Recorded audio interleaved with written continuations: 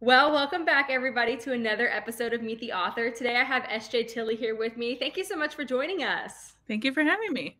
So excited that you're here. I always like to start these author interviews with a very simple icebreaker type question. Okay. You'll have to know, do you consider yourself more a vanilla or chocolate person? I'm a chocolate girl. Any form of chocolate, I will eat it. It's a good question. Love that. Yourself? I'm both. So I like chocolate like candy. Hmm. But when it comes to like if it's gonna be cake or something or like ice cream, I'm always gonna go with vanilla. I'm not a chocolate person in that sense. Fair. But then I Fair. eat a stupid amount of chocolate when it comes to like Fair. Valentine's Day, and I'm just like, give it all to me. Yeah.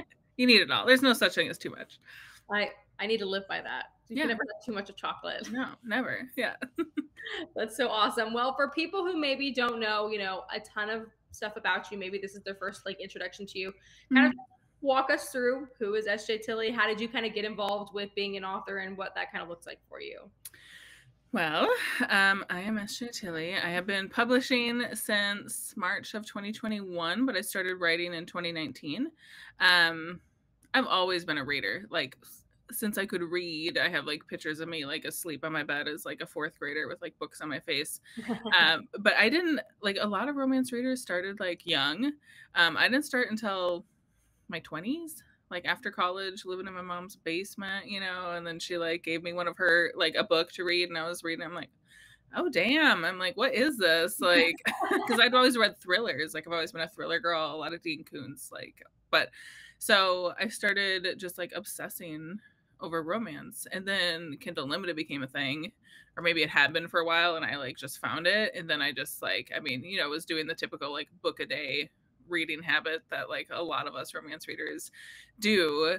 And I also spent a lot of time traveling for like my old job, and so I just a lot of daydreaming, like millennial kids, like when we had to sit in the car and we didn't have things to play with and you just like stare out the window and like daydream. Yeah, so like it started with that, and every single one of my books starts with like a single scene. And so the first book I ever wrote was actually Sleet Kitten. It's a hockey rom-com. It's not the first one I published, but it's the first one I wrote. And so there's just like one kiss cam scene that I just kept obsessing over, and then I just started outlining, and one day I just sat down and was just like, you know what, I'm going to try to write a book. And then the rest is history. So And then you found out that you're actually really good at it. some would say so. Yeah. Well, and so I wrote it, no one wanted it, and then I just kept writing. Long story short, I had 5 books and like none of them were published. I didn't know about self-publishing. Like I didn't know indie publishing was a thing, even though I read a bunch of indie authors, but I didn't realize I was, because like I was just reading. I wasn't really on like the Bookstagram, Book Talk, any of that stuff. You're just Um, reading them on Kindle Unlimited. yeah, I was just binging them by myself, had no one to talk to, and then I got onto like found like the different Facebook groups. Like I think it started with like the Jealous Possessive Facebook group, and then like the Smut Hood, um, and then from there I kind of figured it out. And then another long story short, I got a mini mentorship with Jamin Eve, who's one of my favorite authors. She writes a lot of like paranormal, and it was like she would look at the first 3 chapters of your book and like give you some feedback and like guidance, and that's when she was like, girl, self-publish. And so I did a book a month for 5 months starting March 1st 2021, and I released all 3 Sleep books and the first 2 Sin books, and then from there it has been crazy. So That's crazy. And I mean, like, I know you had written quite a few of those before you published them, but then you keep up the fast paced kind of publishing. I feel like you publish a lot of books a year. What is that timeline kind of for you? Being like, okay, I just pushed this book out. Here we go. We're already on to the next one. yeah, it's chaotic and it's stupid. Like I do not plan well for myself. I'm my own worst enemy. Like just last night I'm messaging friends because yeah, I did all 4 Alliance books this year. Nero, I think I started writing at the end of last year and then released all 4 in 2023. And I was like, I'm going to take the end of the year off once I pass off Hans to my editors. And then a project was presented to me, and then that turned into something else, and that turned into a novel. But in order to hit my next deadline, I had to write that novel between December 1st and the end of the year. And I wanted to enjoy Hans, so I did like 15 pages a day to finish it by the wee hours of December 27th. And so now I'm editing that for the next week. And and then I start the next project. That's crazy. That's absolute chaos. So I have Yeah. to ask, it's one of my favorite questions to ask authors because you guys are all so different. But, you just explained to me how fast you write a book. But to kind of get to that position, are you more of a pantser per se, or are you like plot, like you have to have like your outline, this type of situation? Or are you just like sitting down and you're like, let's just see where this goes? I could never just sit down. I would lose my absolute mind. I am an outliner, which is like in normal daily life, I am the least organized person you've ever met. I am also like the biggest procrastinator in the world, but like my stories are the one thing I'm like organized about and I get done on time. But I also like give myself weird deadlines, but I'm definitely an outliner, and that's not like a formatted, structured outline. I definitely like it's in my notes app on my phone. And I just, sometimes it'll be like they go to a phone store, that was like Latte Darling. Like I put that in there and there'll be like two things I want to happen. Other times it'll be complete conversations that like I know how I want it to go. So my outlines are a little chaotic. But I wait until I'm pretty much like 90% done with the story before I start writing, which allows me to write fast because I never have to sit there and wonder what's next. Like sometimes you have to be like, how do I make this work? But I don't have to like figure out what's gonna happen. So since you have most of it outlined at that point, you don't find yourself being like, because I know a lot of people, they'll be like, oh yeah, this scene just came to me. So they just like write it then, and then they go back and write at the front, and then they like find the ending. You have to like just write it straight all the way through. Straight through. Like, and I this is why I could never be a teacher, right? Because I'm like, I could do things my way and that is it. Like, and I understand it's a creative process and like other authors will work other ways. I don't understand it. It gives me anxiety. Like my good friend, I actually have a podcast called Dark and Fictional with my friend Kat Wynn, who's also a romance writer, and she will like she's chaotic with how she like writes and jumps and she'll like work on multiple stories at a time and I'm like I just talking to her like stresses me out. I'm like, Kat, like I can't. I feel like for me I'm like I have to work my way up to it and that makes my editing process a lot easier because like if you jump around in your story there's like little threads and details that then you have to like remember to go back and like add change. But if you like go chronologically, for me at least, it's like you've earned it. Like you've earned that scene that you really want to write and now you know your characters the way that you're supposed to. And but I that's like just that. I me. like how Yeah. you explain that. Like you know them how they're supposed to be. Like if you just Right. like jump straight to that scene, sometimes I can see how it would be like, okay, I think that they're gonna be like this. And then by the time you actually get there chronologically, you're like, they actually Yeah. wouldn't be like that. They would, Right. be a little different and Yeah, because they change, like as much as, but my basic plot line always stays the same. And like I know what the characters are, but like there's little personality quirks and stuff that as you're writing and like different things happen, you're like, oh, okay, I'm picking up this. Okay, Cassie's actually kind of a freak, like so you can kind of put it together as you go. And then you're like, oh, okay, now I know how she would actually react to this scene. I think that's one of my favorite things that I ever hear authors say is because, like, obviously I'm not an author, so I can't necessarily put myself there. And then, as a reader, we're the ones consuming like these novels that are already put together, so we know how characters are.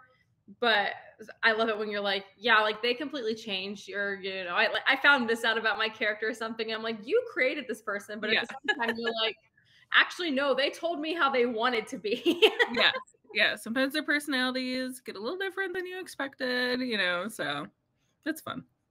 I love that. I love that so much. So obviously you said you wrote Sleet, the Sleet series, and then you've jumped and you've done Sin, and then you have Darling, and then you have the Alliance. I feel like they're kind of they could be very different, especially between like the hockey and then Yeah. like the Alliance.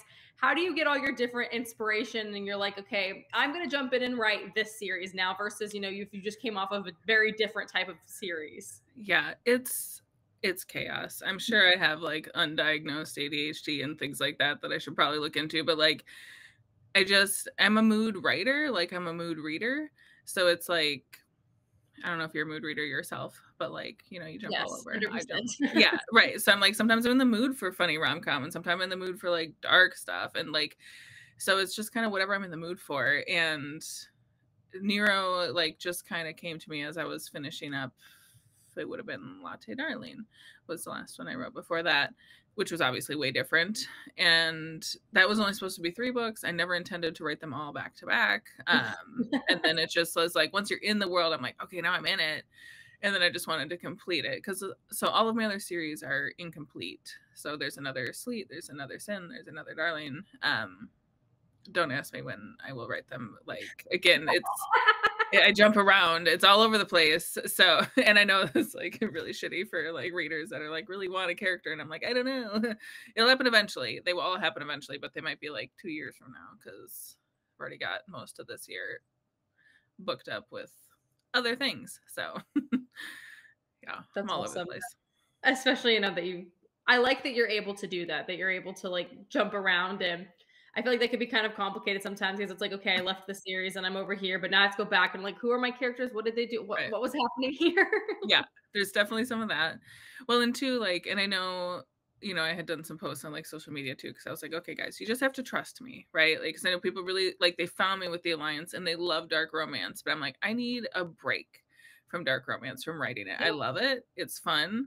It's violent. It's dark. It's traumatizing. It's like emotionally like stressful, and not that the other books aren't, but I'm like, I just need to like take a step back. And so, You need I'm some writing happy something. thoughts for Yeah. yourself. Yeah. Yeah. So we may or may not get some dark at the end of this year. I don't know. Like we'll see what I'm feeling like, but we're gonna start on the light side of things. So what made you decide, with the Alliance? Because again, you said you typically jump around, that you just decided to go straight, like I'm gonna just see this one all the way through kind of situation.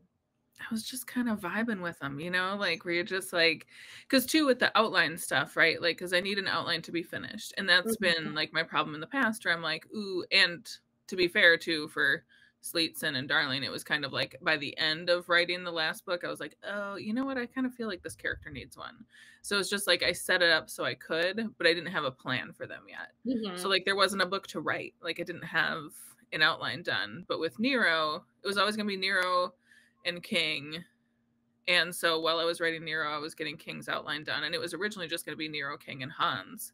Dom was never going to get a book. He wasn't going to be a character. And then as I was writing King, I kind of wrote in Dom, and I was like, oh, okay, I want him to have a book. And there was like one scene that I wanted for that. And then from there, it went to Hans. And so it was just, I was already in that world. And if I have all the outlines done, like it's nice. But if you don't know what the story is, you can't force it. How did you decide? Because you said, originally it was like Nero, King, and then Hans, but then Dom obviously got his own, book in his third. Mhm. What was the decision to instead make Hans last? Instead, when you decided, hey, I'm going to go ahead and add this book, why wasn't Yeah. it, the decision to like, oh, well, I'm going to add this, I'll just put it at the end, how you kind of switched it up a little? Because for me, Hans always had to be last Hmm. because he's like set up as a bad guy. Like you think he's a bad guy when you first get like hear his name because they think he's a bad guy too. So like his story had to be the Very final end. one for me. And for Dom, part of it was Dom when I created his character, because in like King's story, like Savannah runs away and like he like holds her until King can come get her. And so you kind of get to meet him there. And then also as I was writing King, you have his half sister Val, who I was really falling in love with her character.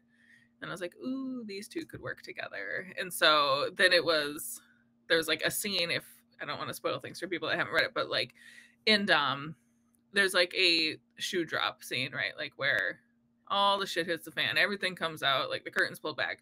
And that scene, like, We was love like, those moments. yeah, I'm like, I need that. Like that whole scene drove that entire book.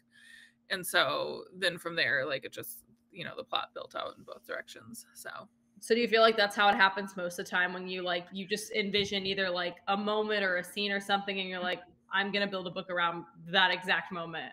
yeah, every single time there's one scene that gets it. And it's sometimes it's in the beginning, sometimes it's in the middle, like the kiss cam for Slate Kitten. That's like the scene that took off for me, like that went viral on TikTok from some readers, and like that's what really like made my career. And then like Latte Darling, it's the opening scene, which is in a blurb. This isn't like a spoiler, but like it's her waiting for her online date, but instead of her date, the date's dad shows up. Like that's the opening scene of that book. And so sometimes it's in the middle, sometimes it's at the beginning. But I just like I'm like, I like this idea. I want to do something with this. And then from there, it just kind of takes off. But sometimes an outline will take me a year. Sometimes it'll take me 2 weeks. It completely depends.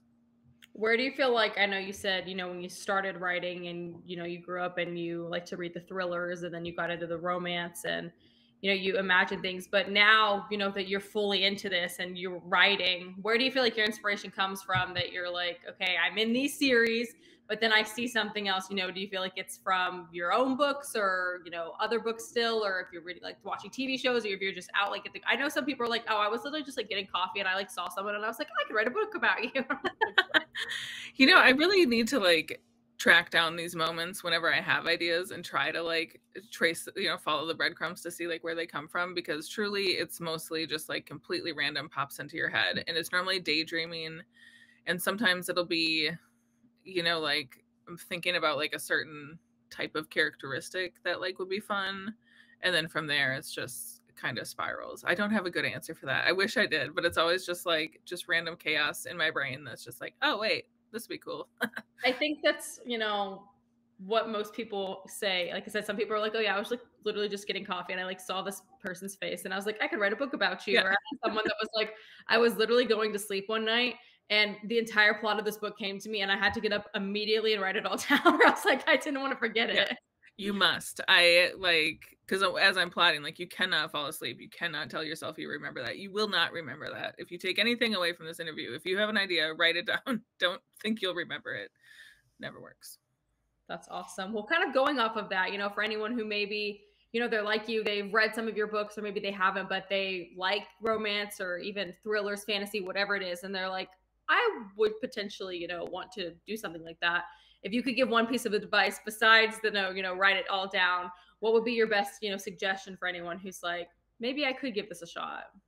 Truly, it's just a start. Like the scariest part is looking at a blank Word document or whatever program you use. I use Word, but like, because it's intimidating. It's intimidating as hell. I mean, even myself, when I'm like getting ready to write a new book and you're like, well, page 0, and you got 400 to go and you're like, shit. So like, but you just kind of start, and it's like anything is progress too. And like, I have a lot of author friends and we do like writing sprints together and everything else. And like, even if you're deleting something, if it helps and it works, it's still progress. So it's like, don't be too hard on yourself. Don't set any crazy expectations, and find some good friends in this community, which with social media now, it's fantastic. Like social media can get like a lot of shit, but like I've met some really good friends here. And like before too, like, right, I read it just in the privacy of my own home. I didn't know anyone else that read any of these books. And now you have like these communities you can like easily find people to connect with and like kind of form your own little group. And that really, really helps to like motivate you to stick with it.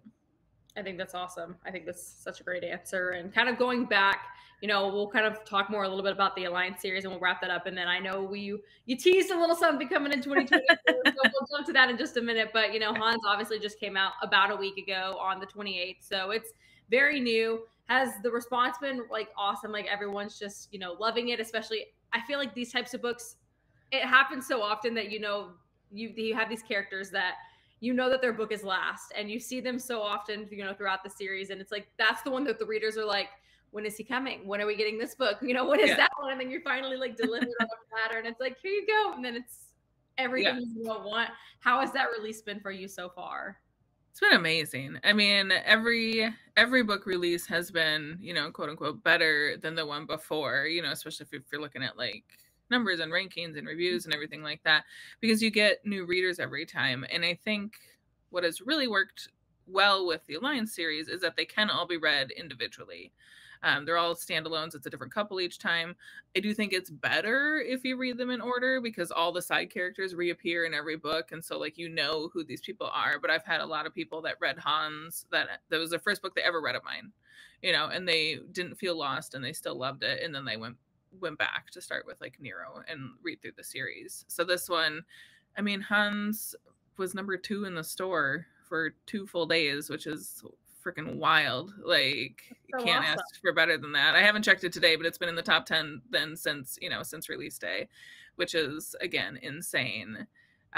You always have like set goals for yourself every time, and I always wanted to make top 100, and I had like that viral video last summer that went with Sleet Kitten, and he jumped up there to like number 13 and then disappeared off the charts. And, it's just like one of those little like viral blips. But the Alliance series has really, Dom hit. I think Dom hit top 100. That was the first time. And then he brought everything up with him. Like Nero has just been hanging out there for like 3 months. And then so for Hans to be there is pretty cool. It's awesome. Awesome. I love that. And I think, with the characters, obviously you have Hans and you have Cassie. And I like that there's like a little the stalkerish vibes going on in this book a little bit. Yeah. And then it's like she's very happy, she gives off like golden energy, but then just like you said earlier, that you were kind of getting through her character and you're like, wait a second, you kind of have a little bit of a yeah. You got a little something else going on that you don't exactly come across as what you seem. Yeah, she was one of the most fun characters to write ever because she's like the most well-adjusted kind of. I mean, she has like caring, loving parents. She still talks to them. She has a good relationship with them, but she's also like that only child personality too, where it's like she always gets what she wants. Like she's a little quirky, but she is very much the sunshine to his grump. And he is like, it's like he's not like super grumpy, but he's just so quiet, He's very layered. That was one of those things that again, it's you get all the way through and it's like, oh, this is the bad guy, but then he's so evolved. I guess that's a good word. Like just layered, evolved, whatever. Like you got to the end and you were just like, wow, that was like you surprised me. It was one of those like moments that the character surprised yourself that you even in your own head, you're like, I had a kind of an idea, but then you get to the end, you're like, that was not what I was expecting, but I'm not mad about it type situation. Yay. Yeah. They're fun. So fun. So fun. Okay. Well, obviously, that's incredible that book just came out and it's been, I guess, right around a week, a little bit less than a week. So for people who haven't read the series, again, you said they don't have to be read in order. They can be read by themselves. So you can go read Hans, or it's suggested, to start reading them in order. So Nero King, Dom, and then Hans. But you also teased to us that you have something else coming in 2024. So want to talk a little bit about that. What is down the pipeline and what we can look forward to in the future? Yes. So I have a brand new series that I put, and I decided just to drop it in the very end of Hans. So like the books by this author, the series title is Love Letters. It's the Love Letters series, contemporary romance. I will not share the title yet, but that is the book that I'm currently editing. Will send to my editors. It will not come out until late spring because there's other factors and things happening. But it's back into the light side. It's not exactly a rom-com, but it was a good way to get back onto a little bit out of the darker stuff and a little bit more into like the happier things. Yeah. And as soon as I hand that off to my editors, literally the day I do, which is next Monday, I will, whenever this airs, I will start writing the fourth and final Sleet book. So we will wrap up with Hockey Rom-Com. I don't have a date for that yet either. I never post dates for release until I'm like halfway through writing it because I want to make sure I'm not going to like blank out or break an arm or something, and like I want to stick with my dates once I put them out there. So it'll be probably a month or two before I announce a date for that, but that's how we're going to start our year. That's so awesome. So excited. And I'm, the fact that we kind of ended 2023, with a little dark, and now we're going into, and we're going to get a little light and then go back and look at the hockey romance and everything. And I'm sure people, if they haven't heard that you're about to write after this one, the next Sleep book, are probably very excited. Got a lot of good feedback on that. And because again, I know people have been waiting for it. I mean, that was 2021. So now in 2024, you'll finally get the ending to that. So sorry, everybody who had to wait 2 years, but trust the process. It's coming. That's what you said. Trust the process. Yeah. You wouldn't have, and that's the fun thing too, is like you've even evolved so much as a writer. So it's like, you wrote this series and it's been out there for a while, but by the time you're going to go back and you're going to, revisit, it's still going to be kind of new to you also, because like where you're at now and, your writing and kind of how you just, I feel like, evaluating things like that'll even be a fun experience for you, is to kind of go back to it but with a different eye, I would say. Yeah, I mean, it's one of those things too. I mean, you're completely right, and I do know I've gotten better at writing, since I first started. And so there's a part of me that's like a little bit nervous and like trying to find the right way to write Sleet 4. So if someone picks up the Sleet books randomly, doesn't know me, doesn't follow me on social media, and reads 1, 2, 3 and then gets to 4, they're not like, huh? Why is this like written so differently? So like trying to like channel in the correct way of writing it is what like something I'm trying to like deal with, figure out, and like address with myself too. Like, do I care? Like, do I just write it as its own? I mean, they're all their own books, or do I try to mimic the writing style of those? You know, so we'll see. We'll see how it all I shakes don't feel out. like I think that's again the fun part is like, yes, there was time because you were doing other things, but that's what makes it fun now is Mhm. for people that are like your actual, the hardcore fans that know and they understand, they're like, we want to see, where you're at now. Cause Yeah. again, it gives you just such a different like thought process and being able to go back and look at these characters too now that you've had them, they've been marinating per se, for a while that you can come back and reevaluate. I personally think that's really cool to do it that way. But Yeah.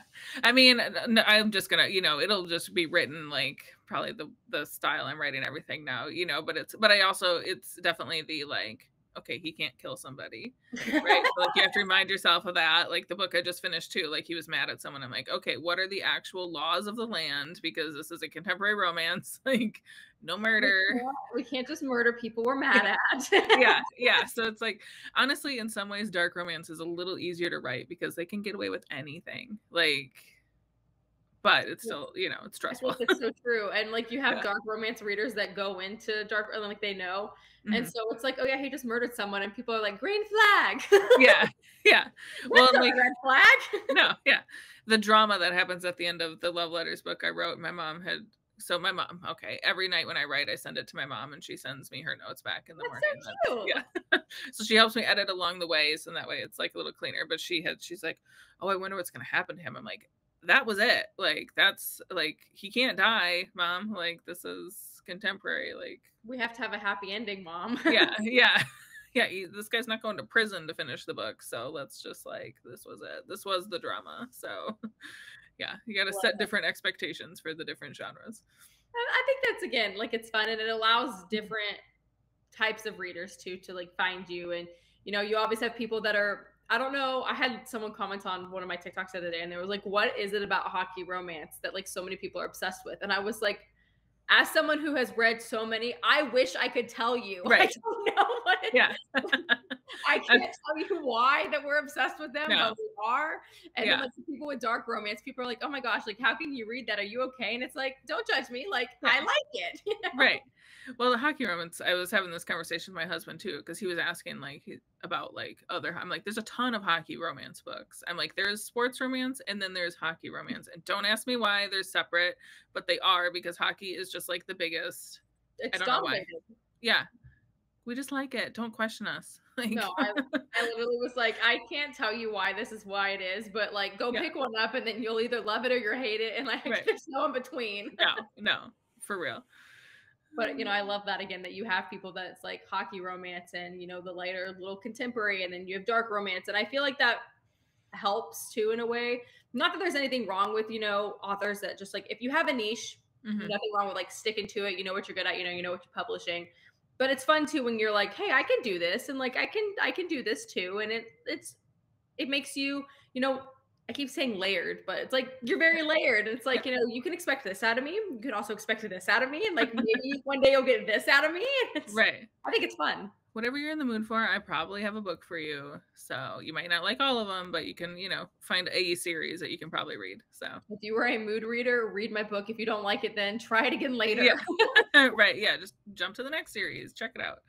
Love that. Well, kind of as we're getting closer to the end here, is there anything else that we didn't talk about that you want to talk about, or just anything you want to say maybe to your readers?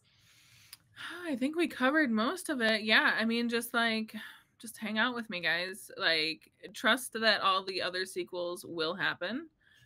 Trust I don't know when they will happen. And as I get close to releasing books, I will be posting all over. So just follow me on social media is the easiest way. SJ Tilly author on Instagram. I'm most active on Instagram. I also have my Facebook group, which is called the Beanbag Book Club. We have a lot of fun in there. We do a lot of giveaways in there. And then on TikTok, I'm very chaotic. I have someone who helps me make some videos. But that is actually the best way to see what I'm working on next because I do little sneak peeks while I'm writing that I don't share anywhere else. So That's so fun. So you kind of mentioned some of the platforms that you're on, and then for people who want to read your books, either if they want to read them on ebooks or if they want to have physical copies, however that works, where's the best way for them to just get connected with that side of things for you? Jump to Amazon. Everything's on Amazon. All my books are in Kindle Unlimited. You can do the paperback version that has like the Hawkeye cover, and then also if you click on the hardcover, you'll see the other style. So I have discrete hardcovers, Hawkeye paperbacks. I currently, right now until February 5th, I have my first ever special edition that like I'm doing, me and my assistant Carissa. So it's the discrete Alliance covers in paperback with like foiling and 3D diamond printing Ooh, and that's like exciting. special. Yeah, it's fun. It's stressful. It's a lot. It was a lot of logistics. But we're doing like a 5-week pre-order on that. And so if anyone really loves the Alliance and wants to check that out, do it. Otherwise, everything's on Amazon. It's the easiest way. I love that. I love that so much. And I think it's super fun personally as someone who has a lot of books behind Yeah. me. Promise. When authors are like, "Hey, I have this new special edition," I'm like, "Take my money." Yeah, right. Yeah. Sorry. Like, okay, well, I already have your Hawkeye cover, but now I want this one too. Right. Yeah. It's, we kind of have both versions.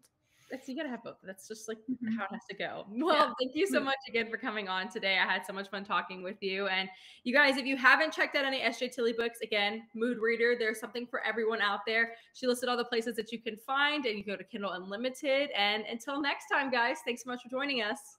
Bye.